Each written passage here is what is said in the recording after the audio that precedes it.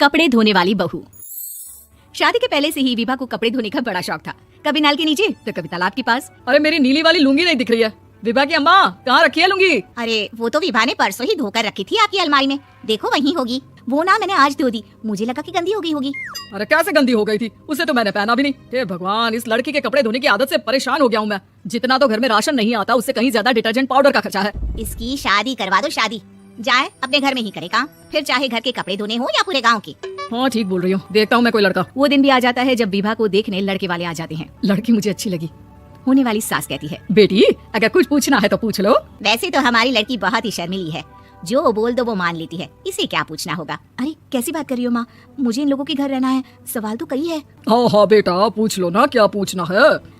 आप लोगों के घर कपड़े कौन धोता है? सास का मुंह बन जाता है। देखो अगर तुम ये कहना चाहती हो कि तुम्हें कपड़े धोने नहीं आते तो सुन लो, कपड़े मैं ही धोती हूँ, लेकिन तुम्हारे आ जाने के बाद मैं रुमाल तक नहीं धोऊंगी। अरे चुप रहना भाग्यवान, बहू बेचारी घर आई नहीं, उसे डराना शुरू कर दिया। वो क्या है ना बिटिया, अभी तक तो ये कल्लू की माँ ही धोती थी, लेकिन अब तुम्हारे पापा तो दहेज में वॉशिंग मशीन देंगे ही। तभी विभा की माँ बोल पड़ती है, सवाल भी पूछा तो क्या। वैसे भाई साहब, मशीन की तो फिर भी कपड़े धोने की कैपेसिटी होती है, मतलब जो बिटिया दे रहे हैं ना विभा, इसे कपड़े धोने का बहुत शौक है। ये आप लोगों के क्या आस पड़ोस गांव मोहल्ले सबके कपड़े धो दे और उफ तक ना करे। बाहर देखा नहीं आपने कितने कपड़े सूख रहे हैं?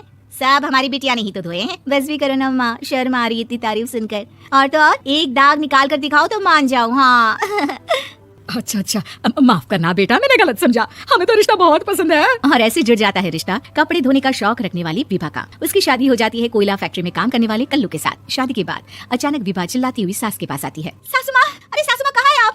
ये तो धोखा है, धोखा दिया आप लोगों ने मुझे। इस ससुर के चक्कर के बारे में पता चल गया। अरे तो उसमें तुझे क्यों धोखा मिला है? अरे नल में पानी नहीं आता, कपड़े कैसे कब धुलेंगे? अच्छा अच्छा, तू पानी नहीं आ रहा उसकी बात कर रही है? तो आपने क्या सोचा? कुछ नहीं। अच्छा तेरी माँ ने कहा था कि कपड़े धोने का शौक है, तुझे याद आया मुझे। शौक शौक बोलकर कपड़े धोने वाले मेरे जुनून को कम ना आके सासू माँ, कपड़ा धोना मेरा गुरूर है। तभी पति भी वहाँ आ जाता है। अभी अभी मैंने इसे सनी देओल की फिल्म दिखाई है, उसी के डायलॉग मार रही है माँ। अच्छा सुन, साफ साफ बता रही हूँ, पानी सुबह 4 से 6 और शाम को 10 से 12 आता है, समझी? विभा टाइमिंग सुनकर हैरान हो जाती है। ये क्या भूतों का मोहल्ला है? सुबह 4 बजे उठकर कौन कपड़े धोता है? 4 बजे टंकी में पानी जाता है, फिर सारा दिन धोना ना, किसने मना किया? अरे कैसी बात कर रही हैं? 200 लीटर की टंकी में कितने कपड़े धो लूंगी मैं? सुबह ही उठ जाऊंगी मैं। अब क्या था, विभा सुबह 4 से लेकर रात के 12 बजे तक कपड़े ही धोती रहती। एक रोज सास पड़ोस से निकलकर कहीं जा रही होती है कि साथ वाली कहती है, हाँ कल्लू की माँ, जरा ये बताओ कि 2 साड़ी है, 2 ब्लाउज और एक पेटीकोट और एक नाड़ी वाला लंबा कच्छा। हाँ तो? अरे तो क्या कितना लोगी धुलाई, ये बताओ। धोबन दिख रहे हैं हम क्या? हमारे पति सरकारी नौकरी से अभी अभी रिटायर हुए हैं और बेटा सुपरवाइजर है कोयला फैक्ट्री में। धोबन समझ रखा है हमें?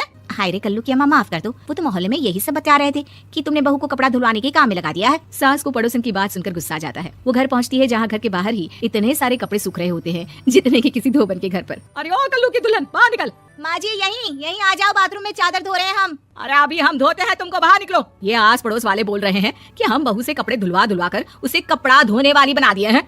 अरे छोड़ो ना माँ जी, किन लोगों की बातों में आती हो? आस पास के लोगों का तो काम ही होता है कि वो किसी तरह सास बहू को लड़ा दे। बहू सारे घर के कपड़े धोती है, ये क्या कम है? बोलिए। सास को भी लग जाता है कि वो बहू का ये संकीपन नहीं छुड़वा सकती, इससे अच्छा है कि खुद ही चुप हो जाए। एक रोज सास और बहू मंदिर जाते हैं, जहाँ सास की साड़ी वहाँ खड़ी भीख मांगने वाली से मिलती है। माँ जी क्या बात है, आपकी साड़ी उस भिखारन से कितनी मिल रही है ना? हाँ हाँ देखो तो, दोनों की साड़ी मिल रही है। क्या बात है कल्लू की अम्मा, तुम खुद को तो अफसर की बीवी बताती हो और ऐसी सिंपल सी प्लेन साड़ी पहनकर घूमती हो। सिंपल और प्लेन नहीं है ये साड़ी। तो क्या सोने के धागे से फूल बने हैं? कुछ भी सासू माँ, कुछ भी। हाँ बने थे इस साड़ी में सोने के धागे से फूल। मेरे पति लेकर आए थे मद्रास से स्पेशली मेरे लिए 10,000 की। ताहे भाई साहब इस भिखारन के लिए भी सेम टू सेम साड़ी लेकर आए होंगे 10,000 की। सास उस वक्त कुछ नहीं कहती, लेकिन बहू के साथ घर आती है और अलमारी से एल्बम निकाल कर लाती है। ये साड़ी देख रही है, ये वही साड़ी है जिसे मैंने अभी पहना था। इस साड़ी में ये जो चमकदार फूल दिख रहे हैं ना, ये सोने के धागों से काटे गए हैं, लेकिन तू लोकल वॉशिंग मशीन ब्रश से घिस घिस कर सारे फूलों को निकाल कर साड़ी प्लेन कर दी।